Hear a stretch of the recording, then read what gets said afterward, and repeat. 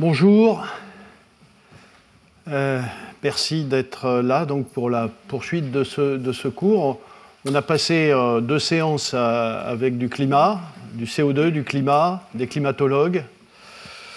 Et on va passer maintenant, à partir de maintenant, jusqu'à la fin des séances de cette année, d'ailleurs ça se poursuivra l'année prochaine, sur la question énergétique. Et pour commencer, on va parler d'électricité. Au fond, c'est peut-être ce qu'il y a de plus facile. Enfin, dans un ensemble difficile, mais c'est peut-être ce qu'il y a de plus facile. Et je suis très très heureux que mon cours se poursuive ensuite par la présentation d'un très grand spécialiste de la question nucléaire, Yves Bréchet, qui va... Aujourd'hui, moi, je vais vous parler un peu de nucléaire, introduire le nucléaire, mais Yves va nous parler de ce dont vous avez déjà entendu parler, sans doute, c'est les réacteurs de 4e génération, les neutrons rapides, et nous expliquer comment ça marche et quels sont les potentiels. Alors, vous vous souvenez qu'on a bien dit la dernière fois que, en effet, il fallait limiter nos émissions de CO2, puisque c'est de ça qu'il s'agissait quand on parlait de changement climatique. Et donc, j'ai déjà présenté cette figure. Voilà ce qu'on nous dit de faire. Alors, ce n'est pas une courbe pour la France, c'est pour la planète. Nous sommes à 40 gigatonnes d'émissions de CO2 et le GIEC nous dit, enfin, il ne nous dit pas faites ça, il nous dit si vous voulez maintenir la température à 1,5 degré en 2100, il faut que votre courbe d'émissions de CO2 ait à peu près cette allure, c'est-à-dire que vous arriviez à 0 émission de CO2 en 2050. C'est vertigineux, ça l'est tellement que je vais vous dire que c'est impossible. D'ailleurs, ça l'est déjà en France. Je vous ai montré le niveau de température déjà, d'augmentation de température en France. On est déjà au-dessus de ce 1,5 degré.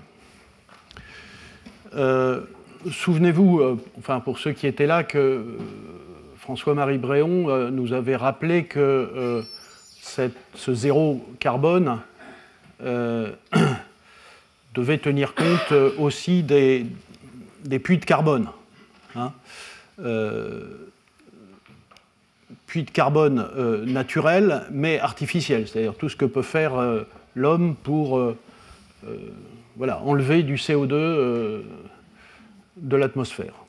Et c'est pour ça que tous les objectifs en cours, hein, si on prend la loi de la transition énergétique pour la croissance verte, qui est celle qui nous dit en France où on doit aller, vous voyez que la réduction des émissions de gaz à effet de serre en 2050, c'est divisé par 4.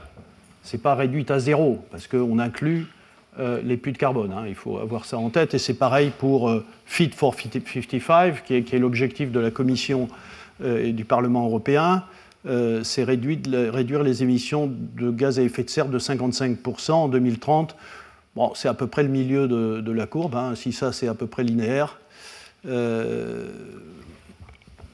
Ça veut dire que c'est cette pente-là. Alors, il y a quand même un certain nombre de difficultés pour faire ça. C'est ce que je vais illustrer par quelques propos. Le fait que, personnellement, je dis que ceci n'aura pas lieu.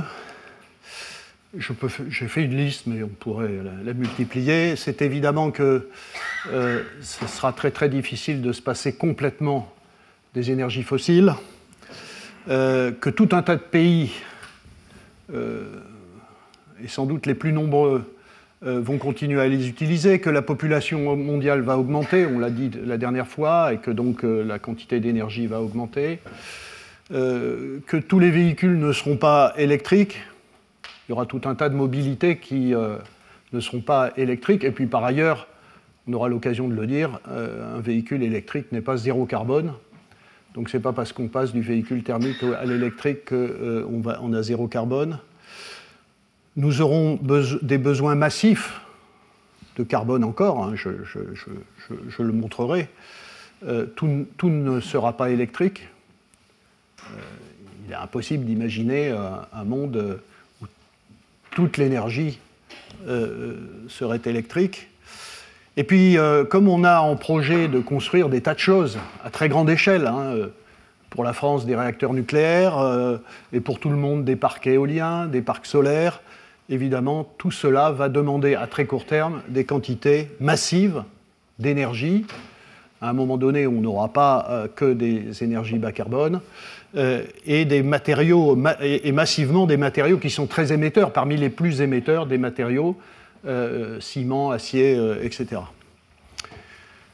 Voilà, 100% de notre électricité ne sera pas renouvelable non plus, j'expliquerai pourquoi. Et puis, tout le CO2 qu'on émet ne sera pas capturé et séquestré. Voilà, tout ça n'arrivera que partiellement. Donc, c'est la situation. Et en effet, c'est un problème global, je l'ai déjà dit. Ici, vous avez la contribution des pays les plus émetteurs. Vous avez évidemment, c'est aussi une information qu'il faut donner, ce n'est pas les émissions totales, mais aussi les émissions par habitant. Les classements varient évidemment en fonction des habitants, de la taille des pays, mais néanmoins, ce qu'on voit, c'est qu'il y a des très gros émetteurs comme la Chine, les États-Unis, l'Inde.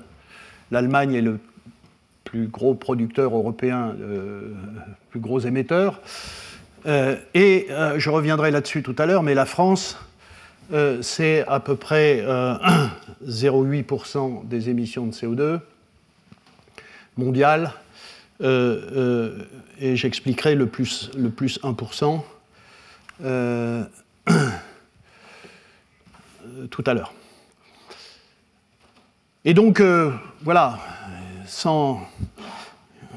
en prenant en compte tout cela, évidemment, on s'aperçoit très bien que l'action ne peut pas être menée à l'échelle d'un pays ou de quelques pays, mais qu'il faut que ce soit mené globalement. Et je répète, voilà, si la France disparaissait de la planète à l'instant, ça ne changerait rien au réchauffement climatique si, par ailleurs, les autres pays ne s'engageaient pas dans une voie de défossilisation massive. Ça, c'est un premier élément. On le voit dans la globalité. J'ai pris quelques articles de journaux. Il y en a tous les jours. Hein.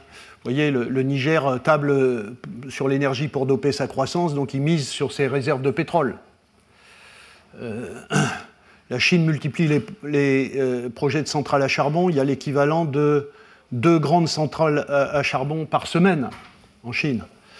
Des projets de nouvelles centrales dans 34 pays. 600 projets de centrales à charbon en Asie. Bon, voilà la réalité. Autre exemple, le véhicule.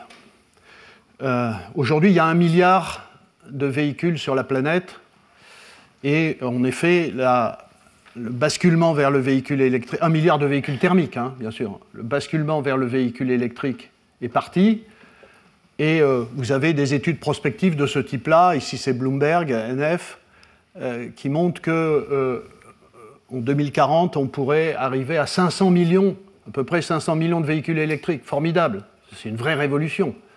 Sauf que par le biais de la croissance, par le biais de l'augmentation de la population, la quantité totale de véhicules sur la planète, c'est 1,5 milliard. Donc il y aura le même nombre de véhicules thermiques en 2040 qu'aujourd'hui. Alors, il est évidemment classique d'accuser la Chine, l'Inde, etc., mais l'Europe ne fait pas tellement mieux. Quand on regarde, ici c'est une carte qui indique les pays qui ont fixé une date pour la sortie du charbon. Voilà, on voit bien qu'on n'a pas de leçon à donner.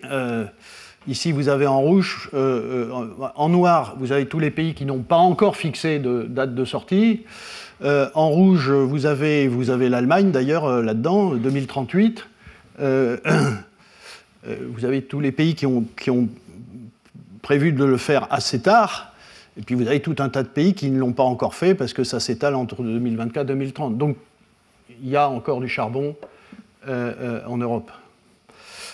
Voilà, alors pourquoi c'est si difficile? C'est évidemment parce que ces énergies fossiles sont absolument extraordinaires. C'est une source d'énergie absolument incomparable. Et clairement, il y a une parfaite corrélation entre l'utilisation de ces sources d'énergie, la croissance de la consommation énergétique, la croissance du PIB, et puis tout un tas de paramètres qui montrent que plus on les utilise et plus l'état du monde s'améliore.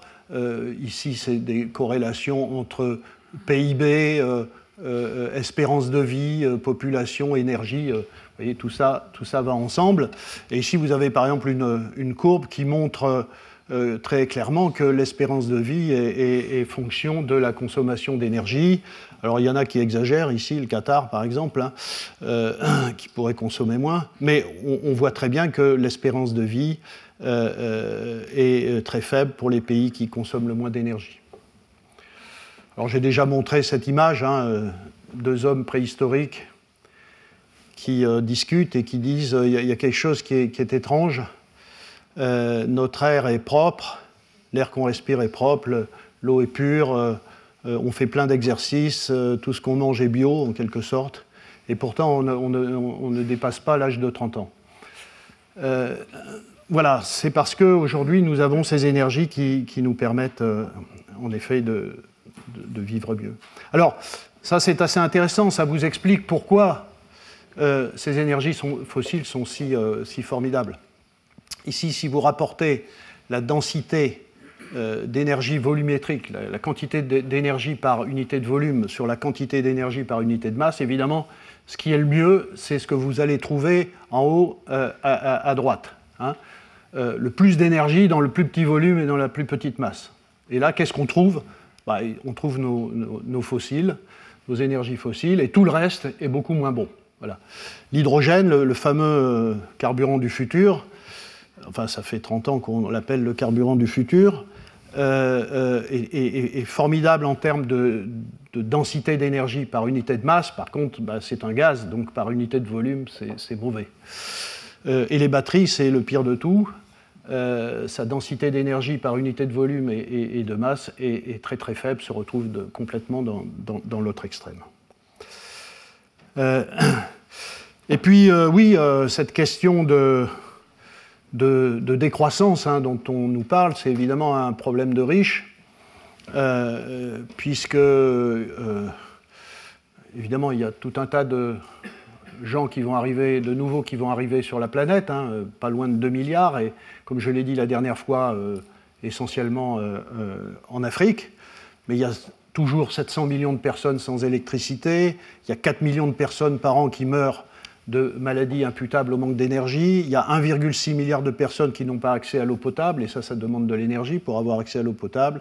Voilà, donc tout ça fait que, en effet, la consommation d'énergie va augmenter et la consommation et donc l'utilisation des fossiles vont se poursuivre à un certain degré, malgré évidemment tous les efforts qu'on doit engager, dont on va parler. Ça, c'est aussi une chose intéressante, c'est-à-dire que pour soigner l'environnement, il faut de la croissance, il faut de l'énergie, il faut du PIB. Ici, vous avez une étude qui est assez intéressante, qui a été développée par deux universités américaines, Yale et Columbia, qui ont défini un indice de performance environnementale, donc qui prend en compte les émissions de CO2, la qualité de l'air, la propreté de l'eau, la gestion de la biodiversité, la gestion des forêts, etc. La durabilité des systèmes agricoles. Et ici, vous avez une courbe qui rapporte ce paramètre, cet indice, en fonction du PIB.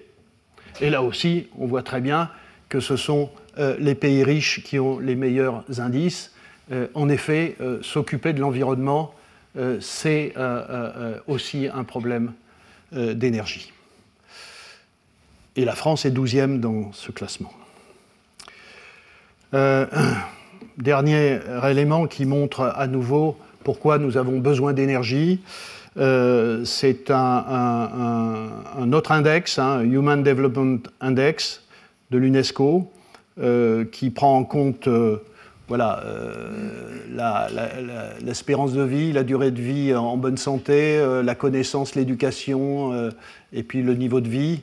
Et là aussi, comme vous le voyez, cet indice est fonction de l'énergie consommée par tête d'habitant. Il n'y a pas de secret, il faut de l'énergie, il n'y a pas de vie, il n'y a pas de société sans énergie. Et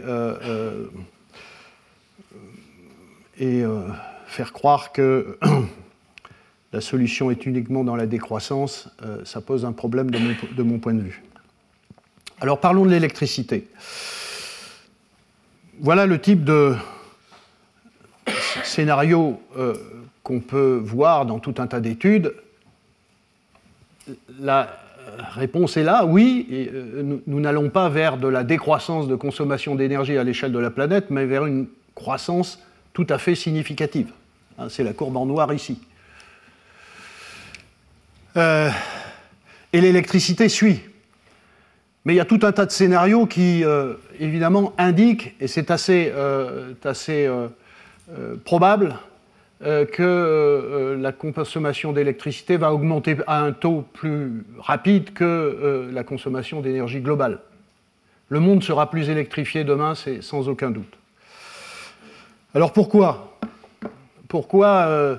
défossiliser? Alors je vous l'ai déjà dit, je crois, j'essaye d'utiliser le mot défossiliser parce que je n'aime pas le mot décarboner, pour des raisons que j'ai déjà explicitées, à savoir que, évidemment, le carbone, nous en aurons besoin, même sans fossiles, il faudra du carbone.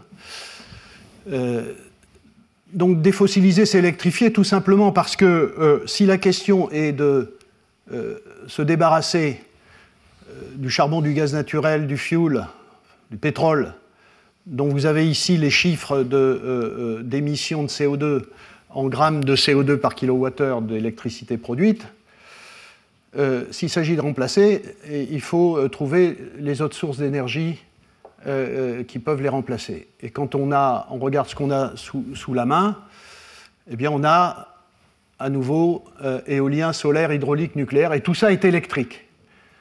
Et ces énergies bas carbone ne sont qu'électriques, et donc il y a un certain nombre d'usages fossiles qu'on veut faire passer sur l'électrique. Donc l'électrification, c'est ça. Et donc évidemment, la question, c'est, et c'est un enjeu majeur de la transition énergétique, partout, et en France en particulier, c'est... et ça, vous le verrez dans les scénarios que je présenterai, il faut augmenter la quantité d'électricité. Aujourd'hui, c'est 470 TWh à peu près la consommation électrique en France. Et donc, on va l'augmenter. Comment on va faire pour passer à 500, 600 il y a des scénarios qui parlent de 750, 900 TWh. Donc ça sera une vraie révolution pour un pays comme la France qui est déjà très, très électrique. C'est ce que je montre ici. Alors, il y a beaucoup de chiffres, mais je vais juste montrer quelques chiffres. Il y a vraiment un problème avec cette... Non, ça ne tient pas. Amit, tu peux demander, s'il te plaît, demander que ça ne marche pas du tout, là. Merci. Est-ce que ça, vous voyez, la flèche? Très bien, excusez-moi. Donc, la consommation d'énergie totale en France, c'est 1600 TWh, et vous voyez, la consommation électrique, c'est 470 TWh.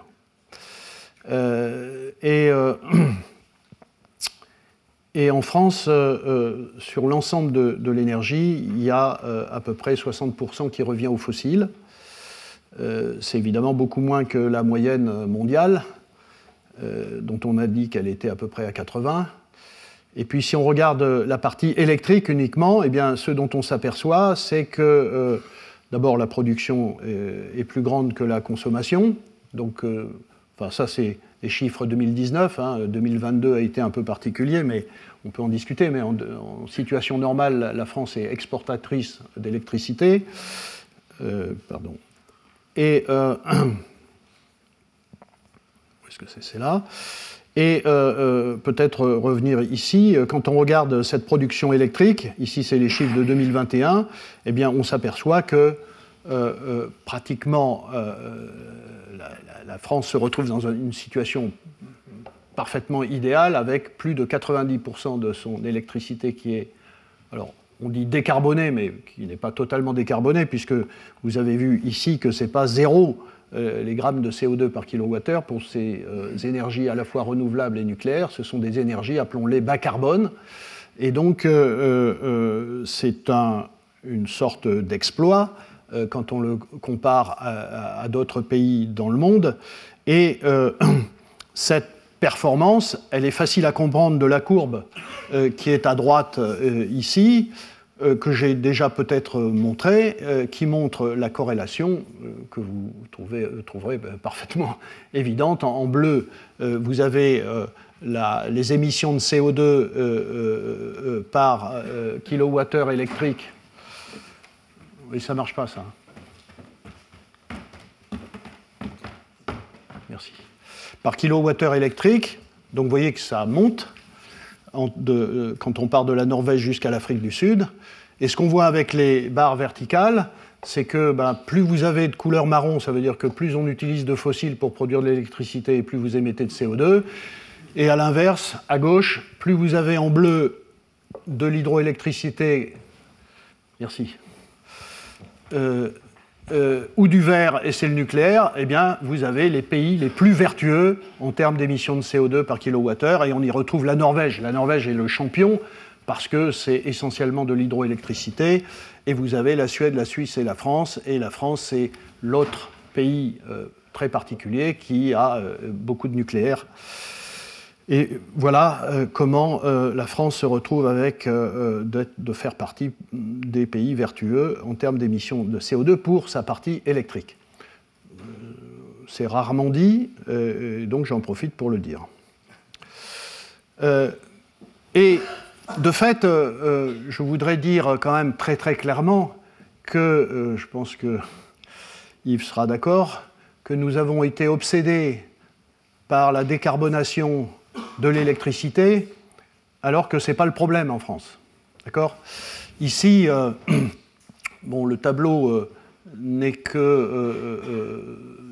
ce sont des chiffres qui sont traduits ici dans ce graphe. Ici, c'est la répartition de la consommation finale d'énergie suivant les différentes formes matérielles de l'énergie.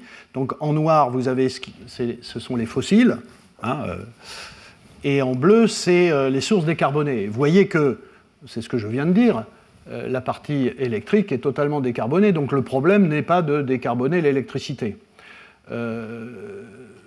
Enfin, sauf à effectivement vouloir se débarrasser du nucléaire, on peut faire de l'éolien et du solaire, mais remplacer du nucléaire par de l'éolien et du solaire, ça ne décarbone rien du tout.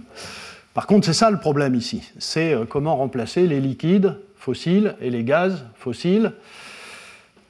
C'est ça l'enjeu principal, puisque en termes de liquide et de gaz, tout est fossile.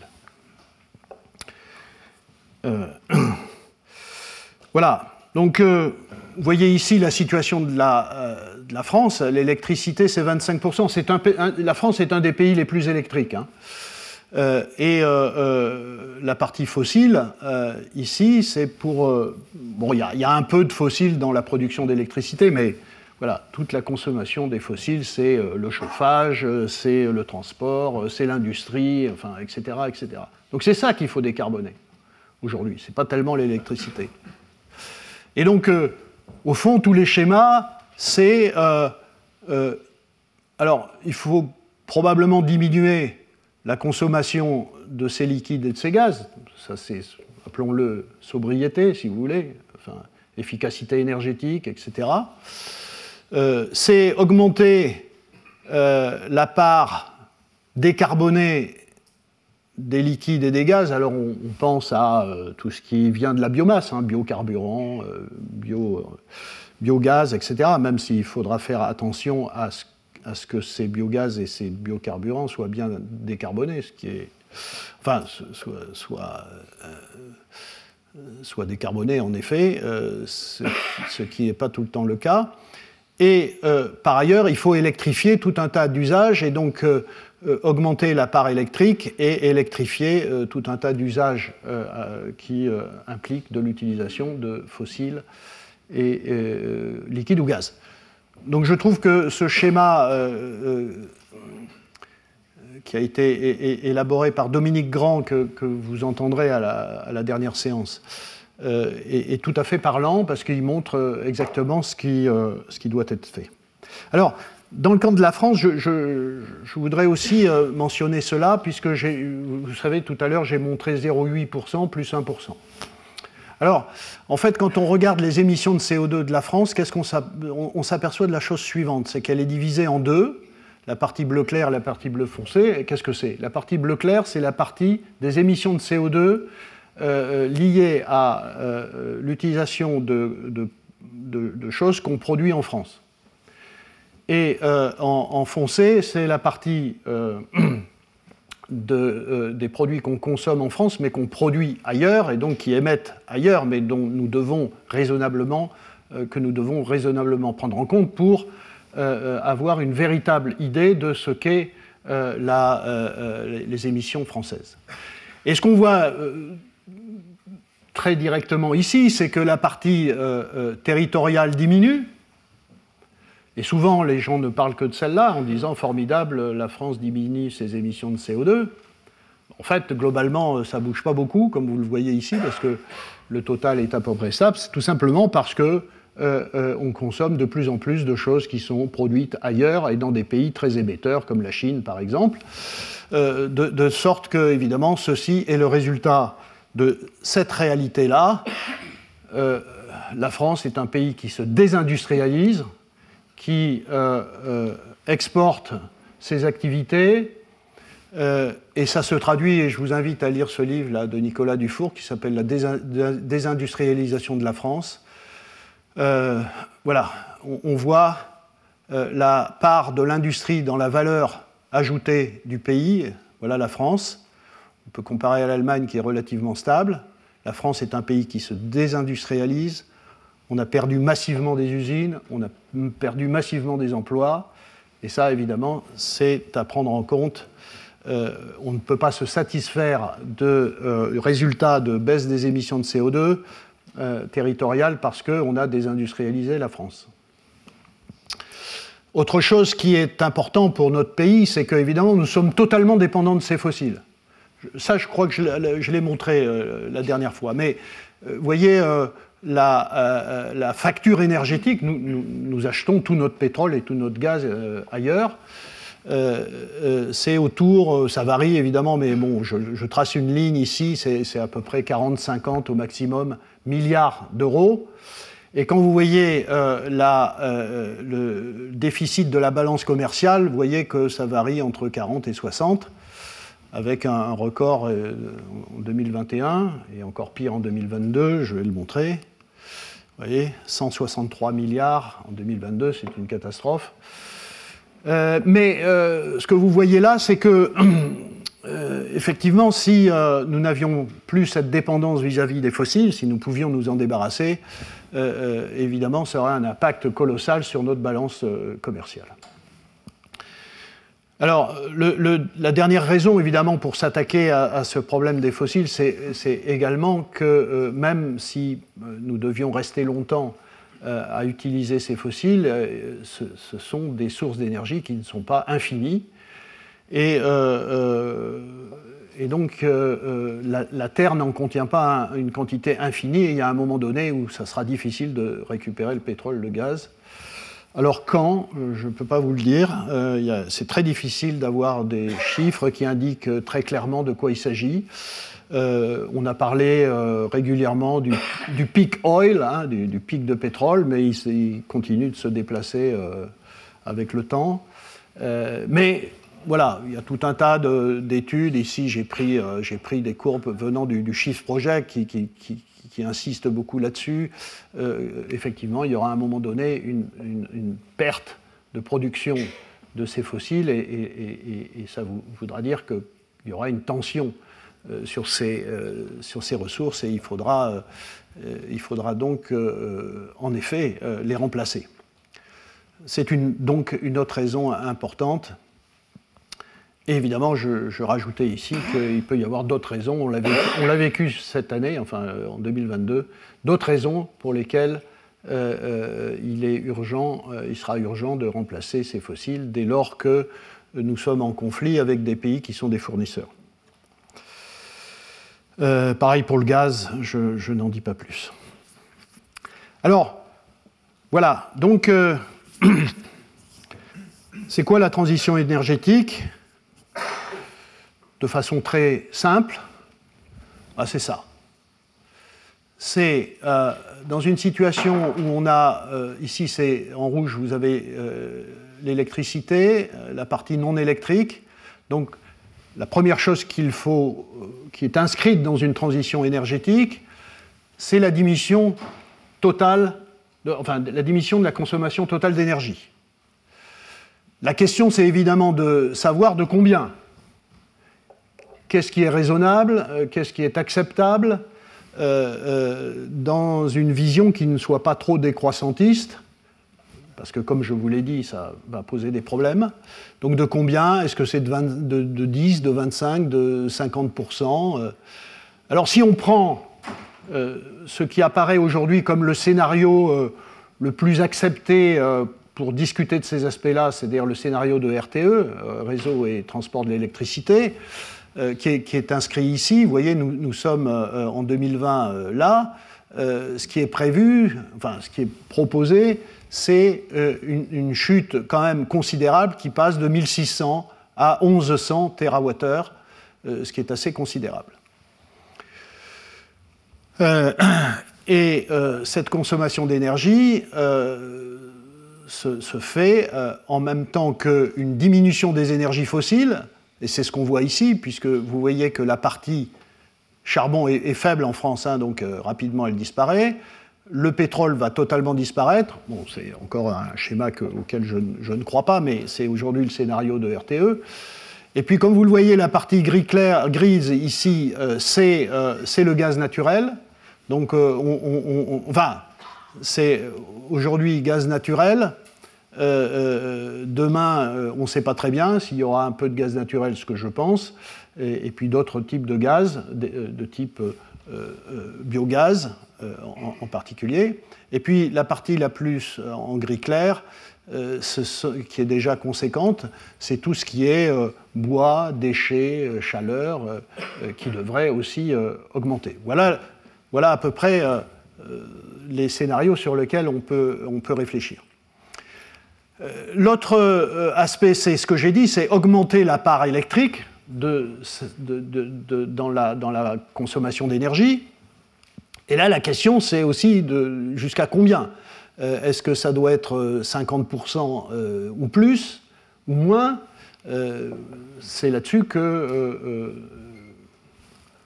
nous pouvons réfléchir. Si on regarde le scénario de référence de RTE, c'est 645 TWh qui est visé donc à comparer au 1100, donc c'est plutôt de l'ordre de 55-60% de l'énergie qui serait électrique. Mais passer de 470 à 645, et il y a des scénarios qui vont même au-delà, vous l'avez vu, ça sera déjà un exploit. Et puis évidemment, ici, tout ne sera pas électrique, donc il y a la partie non électrique, et ça sera beaucoup du carbone. Et donc, évidemment, il y a une question qui est rarement discutée, mais que je mets sur la table, c'est quel sera le carbone demain? Et donc, il va falloir trouver des nouvelles sources de carbone à très grande échelle, biomasse, CO2, déchets. Pourquoi? Parce que nous aurons besoin d'acier, même si on électrifie la production d'acier, on aura besoin de plastique, on aura besoin de béton, on aura besoin de médicaments, on aura besoin de carburant de synthèse, etc. Donc on aura besoin de carbone. Voilà. Bon, ça c'est une autre représentation. Disparition des énergies fossiles, énergie thermique, partie thermique non électrique, bas carbone, et électricité de préférence bas carbone qui augmente. Alors, oui, j'insiste là-dessus. Demain, quel carbone? Aujourd'hui, comme vous le savez, tout notre environnement est rempli de choses carbonées. Hein. Ici, j'en ai mis quelques-uns, excusez-moi, c'est en anglais, mais plastique, matériaux électroniques, fibres, solvants, détergents, insecticides, médicaments, etc. On aura besoin de tout ça quand il n'y aura pas de fossiles. Or, aujourd'hui, tout ça vient, il y a à peu près une centaine de milliers de produits chimiques. Ce sont les produits de la pétrochimie, parce que ça vient pour l'essentiel du gaz, du pétrole, du charbon, un peu de la biomasse aujourd'hui, mais c'est ça. Et donc il faut bien voir que pour l'industrie chimique en particulier, la défossilisation, c'est une double peine. Pourquoi? Parce que les fossiles ne sont pas qu'une source d'énergie, elles sont aussi une source de carbone. Donc l'industrie doit trouver, enfin l'industrie, nous devons trouver à nouveau pour nous déplacer, nous habiller, construire des choses. Nous avons besoin d'énergie, mais aussi de carbone. C'est là-dessus que j'insistais. Et donc, effectivement, il va y avoir une sorte de vraie révolution qui va consister à se débarrasser de ces fossiles. J'ai laissé du gaz naturel parce que je pense qu'il en restera, c'est le moins émetteur, mais il va falloir exploiter les déchets, peut-être le CO2, et évidemment la biomasse. J'en dirai plus dans d'autres cours à propos de la biomasse. Alors, électrifier, d'accord, mais électrifier quoi? Donc, ça, c'est assez facile à répondre à cette question. Il suffit de regarder les usages les plus émetteurs. Et là, bon, bah, vous connaissez tout ça, hein, c'est évidemment, vous l'avez ici dans ce camembert, hein, c'est le transport, c'est le bâtiment ici, résidentiel tertiaire, c'est l'industrie, la transformation d'énergie et l'agriculture. Je dirais très peu de choses sur l'agriculture pour le moment parce que c'est quelque chose que je n'ai pas bien en tête, mais vous avez bien compris qu'il y aurait de l'électrification de l'habitat et du tertiaire. Notamment, on parle beaucoup de pompes à chaleur, mais on aura le temps d'en rediscuter. Évidemment, électrifier les transports, c'est tout le boom sur les voitures électriques, hein, les batteries électriques, mais aussi quelle sera la part de la mobilité hydrogène et la mobilité avec les carburants de synthèse. Et puis électrifier l'industrie, c'est déjà en route. Ça ne va jamais assez vite, mais c'est déjà en route. Les industriels, notamment ceux qui produisent ces composés, enfin ces matériaux et ces produits, acier, éthylène, hydrogène, aujourd'hui très émetteurs de CO2 parce que utilisant des fossiles, évidemment, il s'agit d'inventer des nouveaux procédés qui seront plus électriques pour produire cela. Alors c'est une formidable aventure hein, de recherche, une aventure technologique, industrielle, qui est évidemment qui doit mobiliser les chercheurs, les ingénieurs pour transformer ces procédés. Et puis il faut savoir que l'industrie, c'est beaucoup de la chaleur en réalité, et que donc il y a aussi un enjeu à électrifier la production de chaleur, four électrique, etc., avec tous les problèmes que ça pose. Voilà. La France, le transport est un exemple, c'est un des plus gros émetteurs de CO2 sur la planète. Alors, je montre ça parce que, évidemment, nous sommes tous concernés, parce qu'en réalité, on est obsédés, enfin certains sont obsédés par l'aviation, surtout les jets privés, mais c'est nous hein, qui produisons le plus de CO2. Hein. C'est le transport, c'est les voitures particulières, vous voyez, en France, c'est le transport routier de marchandises, hein, donc c'est pour nous, et le transport aérien, c'est uniquement 7% à l'échelle de la France. Et c'est pareil à l'échelle de l'Europe, hein, vous voyez, Les voitures, c'est même 71%. Ça inclut les camions, les voitures, etc. La navigation maritime, c'est 14%. Et à nouveau, l'aviation civile, c'est un peu plus, mais c'est 13%. Donc, certes, il faut diminuer les émissions de l'aviation, mais c'est en très grande quantité les transports routiers. Voilà. Alors, électrifier avec quoi maintenant ? Et donc, je vais aujourd'hui parler de nucléaire, introduire la question du nucléaire. Et puis, je fais une remarque ici. Je ne parlerai pas d'hydroélectricité. Aujourd'hui, c'est 60 TWh. Il y a un peu de marge d'augmentation de cela, mais pas beaucoup. Je ferai l'hypothèse parfois qu'il y a zéro fossile. Mais d'une manière générale, je maintiendrai le fait que si on doit se débarrasser des fossiles, bien évidemment, il faut se débarrasser du pétrole et du charbon qui sont les plus émetteurs, et en toute probabilité, nous utiliserons du gaz encore très longtemps. Voilà, le nucléaire, c'est aujourd'hui, c'est 56 réacteurs. Le dernier réacteur fermé, vous êtes au courant, c'est Fessenheim. Et il y a un réacteur, enfin, il y a une centrale qui est en cours de construction, qui est la centrale de Flamanville. Alors, juste des choses très... excuse-moi Yves, mais... je pense que chaque fois que je me dis... mais ça, tout le monde doit le savoir, mais je crois que c'est bien de le rappeler, parce qu'en réalité, personne ne le sait très bien. Mais je vais l'expliquer très, très, très simplement. Donc on parle de fission nucléaire, et en effet, soumis à des neutrons, de l'uranium-235 subit une fission. Ici, voilà un type de réaction qui se produit. Et au cours de cette fission, on a deux choses qui se passent. Évidemment, on casse le noyau en deux, mais on produit de l'énergie et on produit plusieurs neutrons, et c'est parce qu'on produit tous ces neutrons que la réaction, évidemment, peut s'emballer.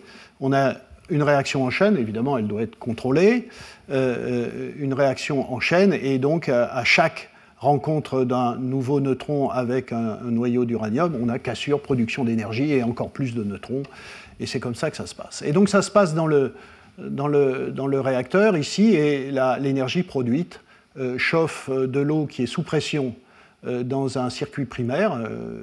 Cette eau ensuite échange sa chaleur avec de l'eau qui est dans un circuit secondaire. Ça vaporise l'eau et cette vapeur fait tourner une turbine et active un alternateur qui produit de l'électricité.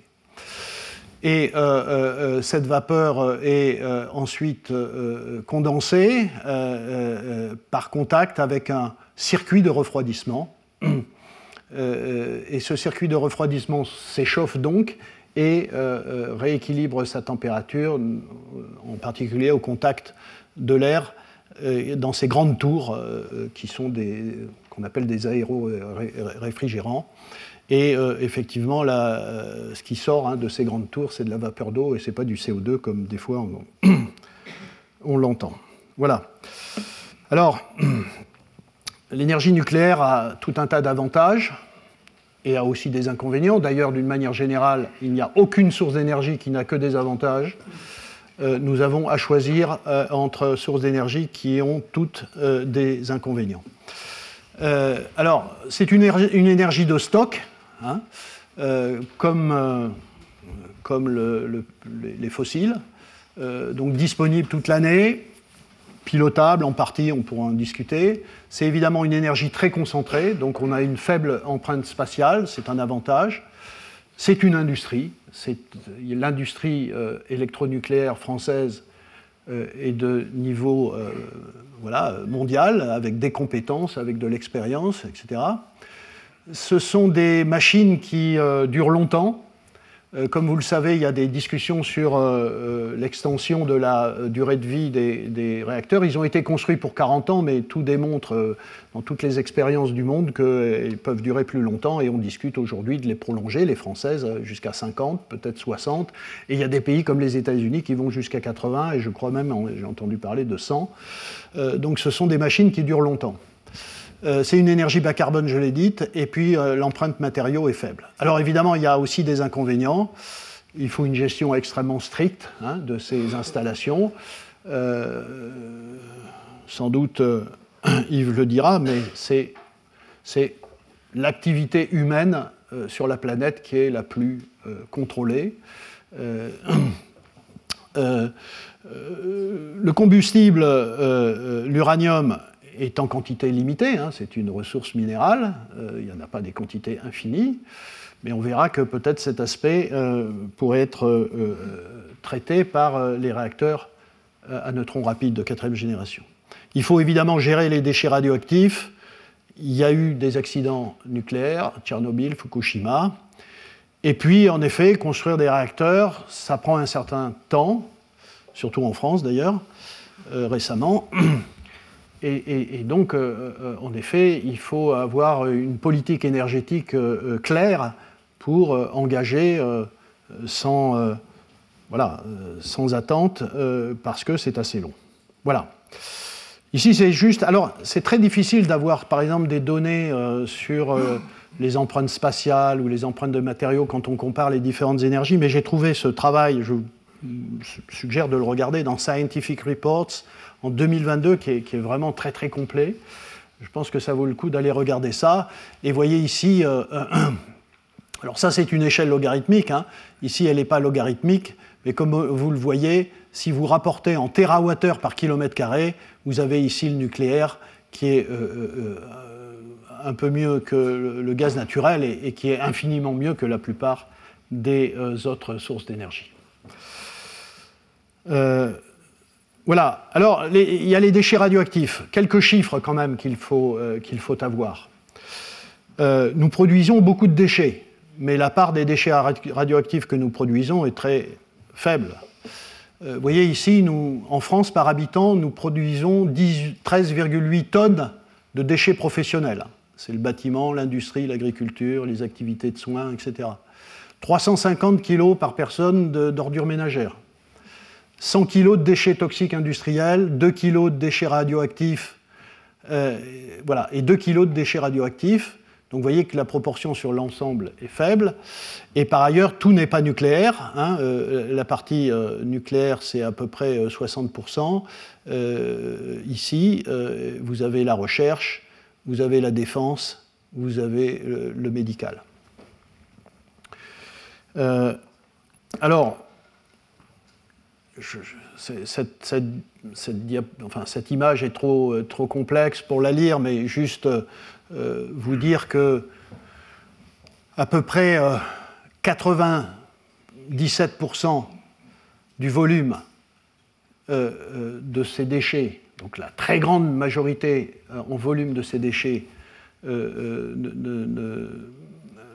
ne comporte que 0,2% de toute la radioactivité totale. Ce sont les déchets dits de très faible activité, les déchets de faible et moyenne activité à vie courte, les déchets de faible activité à vie longue. Tout cela contiennent peu de radioactivité et sont entreposés en surface. Et les problèmes principaux portent sur ces déchets de moyenne activité à vie longue, de moyenne activité à vie longue et les déchets de haute activité. Donc ceux-là, ils sont directement issus des opérations des réacteurs nucléaires. Et là, bien évidemment, on trouve le reste de la radioactivité. Donc on a là presque la totalité de la radioactivité qui est concentrée dans 3,3% du volume total, provisoirement entreposé en surface, et je n'ai pas le temps d'aller dans le détail, mais le projet français, il y a d'autres pays qui ont le même type de projet, c'est une fois que tout ça sera validé, techniquement et politiquement, eh bien c'est d'aller stocker ces déchets les plus radioactifs dans CIGEO, c'est-à-dire en couche géologique profonde.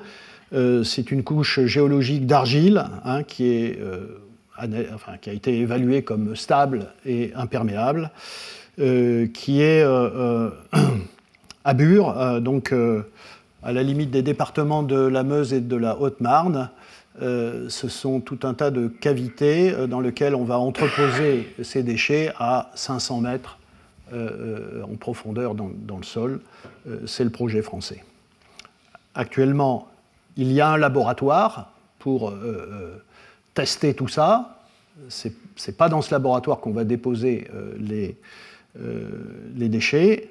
On construira, une fois que tout sera validé, on construira le site de dépôt final. Voilà. Alors je vais terminer là-dessus. Je vous ai montré que l'énergie nucléaire avait notamment cet avantage, puisque aujourd'hui, et pour le reste des cours, nous discutons de comment pouvons-nous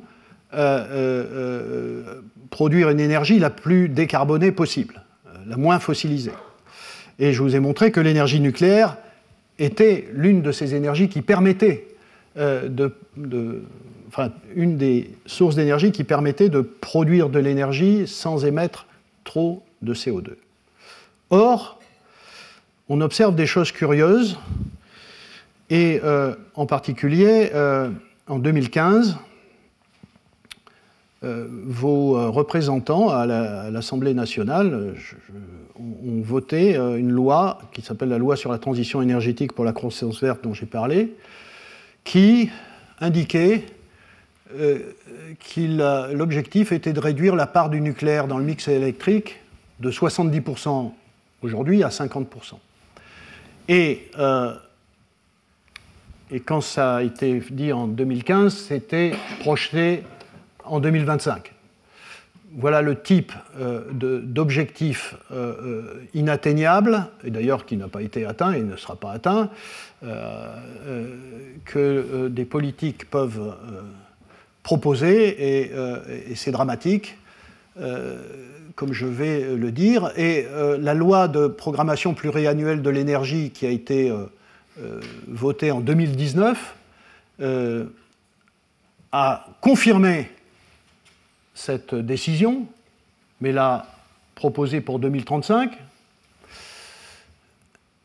Et donc ça incluait la fermeture de 14 réacteurs nucléaires en 2035. C'est toujours la loi qui est en cours. Hein. Et ce qui est absolument fascinant, c'est que tout ça a été sur la base d'une projection que nous aurions, dans les années à venir, une baisse assez massive de la consommation d'énergie. Ce qui est assez étrange comme hypothèse, puisque quand on regarde, par exemple ici, la consommation électrique depuis 2000, elle n'a pratiquement pas bougé, et qu'on voit mal comment elle pourrait baisser, d'autant que je viens de passer 3 quarts d'heure à vous dire qu'on allait électrifier le système. Donc c'est assez curieux ce genre de décision. Et puis il y a une autre chose qu'on ne vous a pas dite. On vous a dit on va baisser de 50%, mais on ne vous a pas dit qu'est-ce qu'on ferait après. Et c'est assez clair que si on ne fait rien, c'est-à-dire si on ne construit pas de centrales, compte tenu de l'âge moyen des centrales, et c'est ce qu'on voit ici, eh bien, si on prolonge si on prolonge tous les réacteurs jusqu'à 50 ans, ce qui n'est pas encore décidé, hein, eh bien, en 2050, il n'y a plus de nucléaire du tout. Donc on a décidé pour la France de passer à 50%. On n'a pas dit où est-ce qu'on allait après. On n'a pas décidé de construire de nouveaux réacteurs. Et donc cette loi voulait dire en 2050, il y aura 0 nucléaire. Je veux juste mentionner que en 2021, l'Académie, qui avait travaillé pendant 1 an et demi sur le sujet, avait proposé de prolonger les centrales jusqu'à 60 ans, de construire de nouveaux réacteurs et de continuer la recherche et le développement des réacteurs du futur, ceux dont Yves va nous parler, les réacteurs à neutrons rapides, et notamment avec cet objectif très important de la fermeture du cycle électronucléaire. Tu vas en parler de la fermeture du cycle? Ouais. Voilà. Et après tous ces atermoiements, hein, plusieurs mandats présidentiels depuis à peu près 2000, y compris à la suite d'un mandat présidentiel précédent du président Emmanuel Macron, qui avait confirmé et qui a fermé Fessenheim. Donc, en février 2023, il y a eu un conseil de politique nucléaire, et le gouvernement français a lancé la préparation d'une nouvelle loi de programmation pluriannuelle de l'énergie, a demandé le lancement d'études pour la prolongation des centrales à 60 ans, un programme de construction de 6 nouveaux EPR, et peut-être 8 de plus, un programme sur des petits réacteurs, une réflexion sur la question du cycle du combustible et un plan de formation au métier du nucléaire. Donc ça va évidemment, de mon point de vue, dans le bon sens. Et je voudrais quand même poser la question de comment cela est-il possible. Et je vous invite à...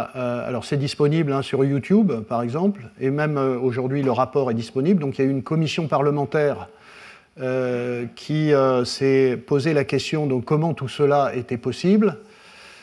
Ces hypothèses tout à fait abracadabrantes et ces décisions, c'est-à-dire le manque de vision de politique énergétique et de politique nucléaire pour un pays comme la France, qui a conduit à une très très grande difficulté de l'industrie électronucléaire française. Et j'ai pris ici quelques exemples d'auditions. Montebourg était ministre de l'économie et du redressement productif entre 2012 et 2014. On entend qu'il s'est battu contre ces décisions. Et il dit c'est un accord de coin de table. On s'est mis d'accord sur un accord politique de manière à marquer les esprits. On s'est retrouvé avec un programme qui indiquait qu'il fallait fermer X réacteurs. Et après, vogue la galère. Ségolène Royal, qui était ministre de l'Environnement entre 2014 et 2017, vous vous rappelez que la loi, c'est 2015, dit l'objectif de 50% est un accord politique entre le PS et les Verts. Cet accord politique n'est pas techniquement robuste, voilà, par rapport à des études d'impact. C'est un objectif politique au sens où il faut sortir du tout nucléaire. Et Manuel Valls, qui était Premier ministre, c'est d'abord un choix politique. C'est lié à la contrainte de l'accord passé entre le PS et les Verts. Les 50% n'étaient le résultat d'aucune étude d'impact et d'analyse de besoin. C'est absolument dramatique, et donc je tenais à profiter de cette occasion pour le dire. Et la question, c'est maintenant, et je termine là-dessus, jusqu'à combien il faut construire de réacteurs si on maintient une politique nucléaire en France. Elle est, semble-t-il, engagée, même si toutes les lois dont je vous ai parlé ne sont pas obsolètes, elles sont toujours sur la table, sont toujours actives, mais vous avez vu les décisions qu'a prises le gouvernement en matière nucléaire, mais jusqu'où aller? Je veux juste vous montrer que si on prend les 6 réacteurs, plus les 8 même, vous voyez, on arrive difficilement en dessous de 40 gigawatts de puissance nucléaire, alors qu'en situation classique, ce qu'on a eu jusqu'à aujourd'hui, et qui nous permet d'avoir la lumière là aujourd'hui, c'est 62, 63 gigawatts. Donc, si on voulait arriver à ce niveau-là, maintenir ce niveau-là, qui d'ailleurs ne conduirait pas à 70% si on augmente la quantité électrique, eh bien, c'est beaucoup plus que 14 réacteurs qu'il faudrait construire. Si on ne les construit pas, il va falloir trouver de l'énergie électrique autrement. Et évidemment, c'est la question de quelle part possible des énergies renouvelables éoliennes et solaires qu'il faudra introduire, et sans doute quelle part d'énergie fossile, et en particulier de gaz, il faudra mettre en place pour arriver à assurer la quantité électrique. Voilà. Alors je termine là-dessus, c'est une image du monde. Nous ne sommes pas les seuls à faire du nucléaire, même si nous sommes un pays très nucléarisé. choix, j'aurais dû le mentionner, hein, qui a été fait dans les années 70 pour tout un tas d'autres raisons que la lutte contre le réchauffement climatique, puisqu'à cette époque-là, il n'était pas question de cela. Mais vous voyez, il y a il y a 442 réacteurs nucléaires sur la planète.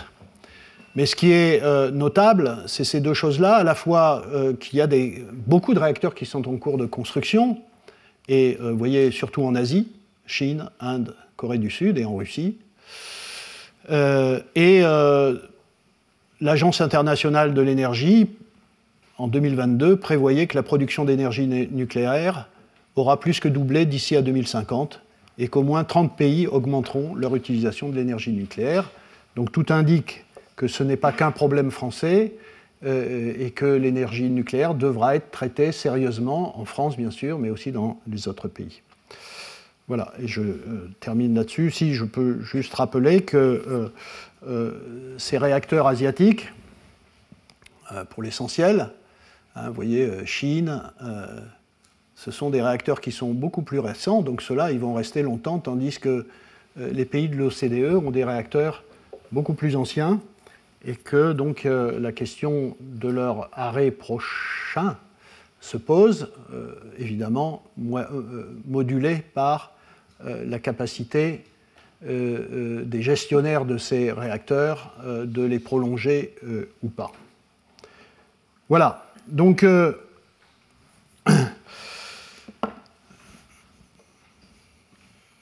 je vous ai montré que la question énergétique, la question électrique est une question sérieuse, que la situation de la France est tout à fait particulière à cause de ce haut niveau d'électricité et 25% et des perspectives de l'augmenter sérieusement dans tous les scénarios, que je vous présenterai plus tard, plus en détail. Et que, évidemment, la question s'est posée de façon très bizarre sur la place du nucléaire dans ce pays, dans la production électrique. Je vous ai donné mon sentiment. On revient dans une situation, on revient dans un moment qui est un peu plus raisonnable. Et ceci s'explique parce que, en dépit du fait que s'il faut du nucléaire, il faut aussi exploiter le vent et le soleil et les énergies renouvelables, et c'est ce dont je parlerai le cours prochain, et qu'il faut avoir une véritable vision, une véritable politique énergétique pour bien comprendre la part des uns et des autres, ce qui est possible et ce qui ne l'est pas, et c'est ce dont on parlera. Dans les recommandations de l'Académie des sciences, vous avez compris tout de suite qu'il y a la question de la prolongation des réacteurs actuels. Il y a aussi la question de la construction de nouveaux réacteurs. Et puis il y avait un troisième point qui, je crois, n'est pas présent dans le fameux Conseil de politique nucléaire. On ne parle pas de quatrième génération, je crois. C'est sa réflexion sur la question du cycle du combustible. Voilà, c'est ça, c'est réflexion sur la question du cycle du combustible. Mais l'Académie des sciences avait très fortement, dans ce rapport de 2020-21, indiqué la nécessité de travailler et de construire des réacteurs de quatrième génération, les réacteurs à neutrons rapides, dont nous allons parler grâce à Yves. Et donc je vous remercie de votre attention et je vais lui laisser la parole.